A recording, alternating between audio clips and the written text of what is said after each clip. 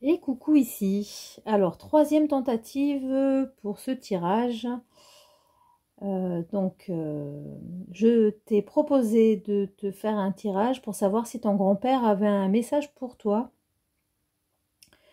en prenant par rapport au fait, pardon, que tu rêves souvent de lui.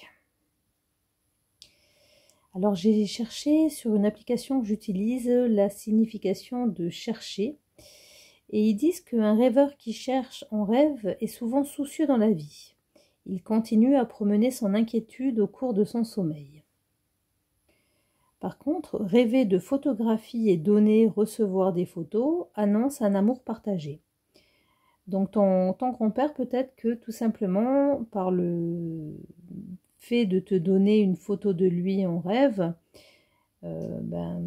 c'est un peu comme cette carte du sauveur. Il te dit que je serai toujours là pour toi, de ne pas t'inquiéter, que son cœur t'accompagne, qu'il suit ta route, qu'il sera toujours dans ton cœur, puisque on a un joli cœur qui est représenté par cette photo.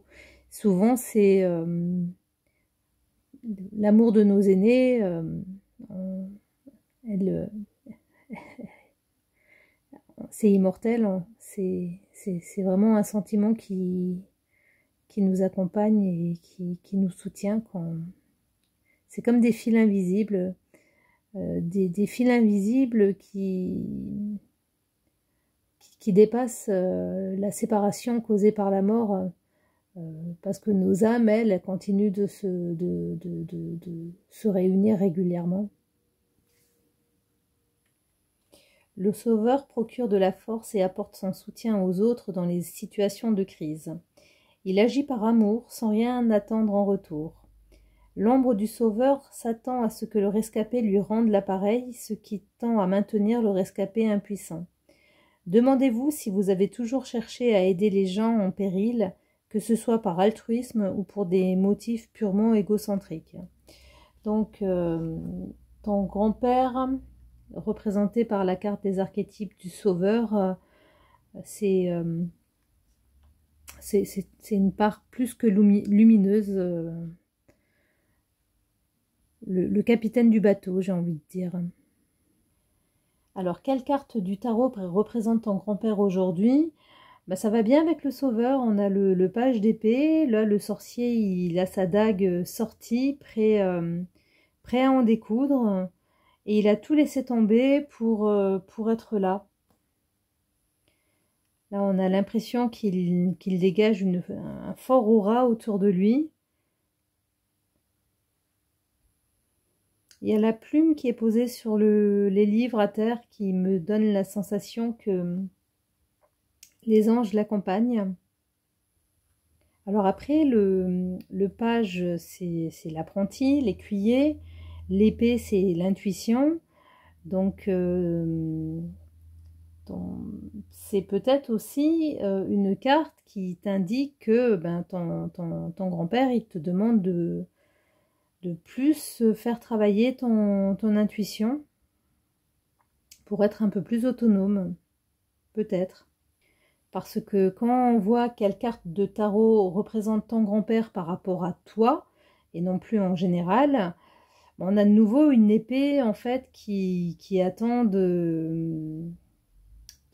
on dirait qu'on c'est déjà bien éclairé au-dessus, mais on a l'impression que cette épée va être frappée par la foudre, un peu comme dans le film Highlander. Mais qu'est-ce que tu attends pour la prendre, en fait, cette énergie divine, cette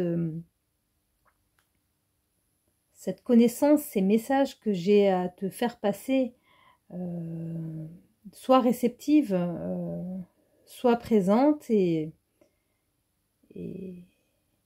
soit le lien que j'attends qui soit fait entre le ciel que je suis et la terre que tu es. Donc par rapport à cette as d'épée, j'ai l'impression qu'on te demande d'avoir un peu plus de clarté mentale. Alors, est-ce que ton grand-père a un message pour toi? Encore de l'épée. Là, ton grand-père, il te dit attention, attention, tu tu ne prends pas la bonne direction, tu es mal entouré, tu vas te faire trahir. Change de route, change de cap. Pourtant, on voit que la sorcière est à terre, affaiblie, mais qu'elle cherche à se relever, elle n'est pas morte. Donc ça, c'était le message positif en plus que j'ai demandé aux cartes, parce que la carte suivante, c'est quel avertissement ton grand-père veut te donner. Donc là, le message en lui-même, c'est attention, trahison. C'est aussi peut-être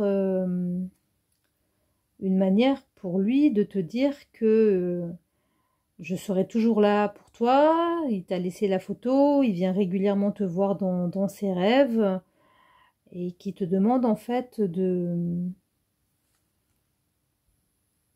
t'ouvrir à un nouveau départ, une nouvelle route, enfin quelque chose d'un peu différent. Bon, en tout cas, il y a vraiment cette notion de communication avec les épées. L'épée, c'est l'air. Et le 10, c'est le passage d'un cycle au cycle suivant, alors que là, c'est le début. Alors par contre, au niveau de l'avertissement que veut te donner ton grand-père, on a tiré la carte de la justice. Donc il te demande d'être juste, mais juste envers qui? J'ai vraiment l'impression que c'est plus juste envers toi-même.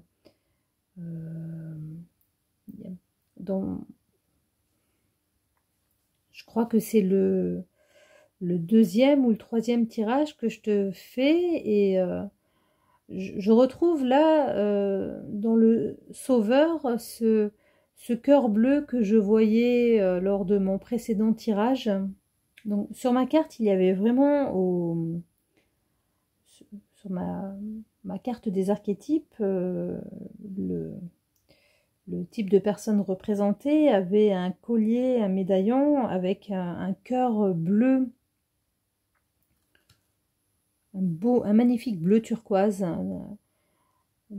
Donc le retour à la justice, c'est vraiment un retour envers tes valeurs à toi. Voilà, il faut que tu reviennes. L'avertissement, c'est que tu t'éloignes de tes valeurs.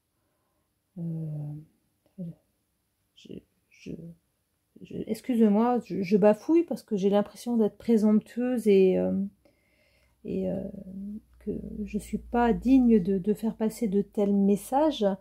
Digne dans le sens suffisamment aguerri et expérimenté par rapport à la voie que j'essaye d'entreprendre, mais c'est ce que je ressens. Et pour la cinquième carte, forcément il y en a 6, il y en a 2 qui sont sortis pour la synthèse. Alors voici le 5 de bâton. Donc le 5 de bâton qui nous montre la dispute, la discorde, la zizanie, une tête trop pleine, des émotions qui débordent, avec le diable à côté. Ça me donne vraiment l'impression que tes désirs, en fait, ils sont refoulés, ils sont... quelqu'un de colérique et frustré. C'est peut-être ça qu'il est venu te dire, ton grand-père, en fait. C'est peut-être aussi pour ça que tu rêves aussi souvent de lui, parce que souvent, nos grands-pères... Alors, ça y est, je vais me remettre à pleurer. Mais les souvenirs heureux qu'on a avec nos grands-parents, souvent quand eux, ils sont en forme, on est petits, donc ça nous ramène à une époque où on était vraiment en fait la prunelle de leurs yeux. Ils nous vénéraient, ils s'occupaient de nous, ils étaient justes, et affectueux, on ne manquait de rien, on était écoutés, on était réprimandés, mais on était respectés, on était aimés inconditionnellement comme on était, avec ce qui est, à mon avis, très difficile en tant que parent, mais qui doit être certainement beaucoup plus facile en tant que grand-parent, c'est que Je sais pas pourquoi, mais je pense que l'amour d'un grand-parent pour un petit enfant est vraiment encore plus inconditionnel que l'amour d'un parent envers ses enfants. Alors, en tant que maman, je sais bien que on aime ses enfants inconditionnellement, mais on cherche également à les éduquer, à leur faire prendre en fait une direction qui est la plus adaptée pour eux. C'est le rôle des parents, c'est pas le rôle des grands-parents. C'est, voilà, le rôle des grands-parents, je le vois, je l'imagine plus dans l'amour et l'harmonie. Mais c'est parce qu'on vit dans un monde à l'envers qu'aujourd'hui les relations sont de cette sorte. Ce serait certainement différent si le monde en fait tournerait comme il fallait. Donc le 5 de bâton et le 15, le diable, pour moi, c'est une frustration qui génère une colère dont tu dois te libérer. Alors j'ai tiré la carte des archétypes du visionnaire qui représente ton grand-père si tu mets en application les petits conseils tout simples que j'essaye de te faire passer. Et je n'en voudrais à personne si on me dit que je suis complètement à côté. J'apprends, je prends des risques, j'expose et ça m'amuse. Amuser, c'est pas le terme, mais c'est pas le débat. Donc, alors, c'est le sentiment que j'ai quand je regarde cette carte, c'est que ton grand-père, il attend en fait de toi un changement pour passer à autre chose. Remonter dans la lumière, évoluer. Alors, je vais lire la définition. Visionnaire, rêveur, prophète, voyant. Permet d'imaginer des possibilités se situant bien au-delà des limites de votre vie personnelle qui bénéficieront à toute la société. Nous fait entrevoir ce qui pourrait arriver si on faisait certains choix ou ce qui est inévitable de se produire si les choix ont déjà été faits. L'ombre du visionnaire se manifeste par la propension à vouloir vendre ses dons de vision au plus offrant ou à modifier vos visions pour les rendre plus acceptables. Dans des cas extrêmes, des visions déformées peuvent amener une nation entière à un déchaînement destructeur, voire meurtrier. Avez-vous le don de percevoir ce qui se profile à l'horizon à partir d'événements évidents ou momentanés? Donc, pour résumer, eh ben, c'est à toi d'évoluer pour que ton grand-père il évolue, et puis aussi comme ça, en fait, moi j'ai trouvé ma future associée pour travailler en fait dans ces arts magiques qui sont la communication différente, dirais-je. Bon, n'hésite pas à aller t'acheter ta boule de cristal. Moi, je continue avec mes cartes, ça me va bien. La boule de cristal, on verra pour plus tard. J'ai vraiment du travail avant à faire. Voilou. Et je vais m'amuser à faire quelque chose que j'ai jamais fait. Voilà, alors ce que je me suis amusée à faire que j'avais jamais fait, c'est demander en fait aux cartes des archétypes quelle carte représenterait ton grand-père si rien ne changeait. Et on a le prince. Et accompagné du 8 de bâton qui te représenterait si s'il n'y avait pas de changement également pour toi de ton côté. Alors en regardant ces cartes là, ben, ton grand-père il serait effectivement bon prince, il continuerait à veiller sur toi, c'est ce que m'inspire cette carte, peut-être d'un œil un peu plus lointain, il continuerait à veiller sur toi. Mais j'ai envie de dire différemment par rapport au 8 de bâton, c'est que dans tous les cas il y a un changement de cap qui s'annonce pour toi et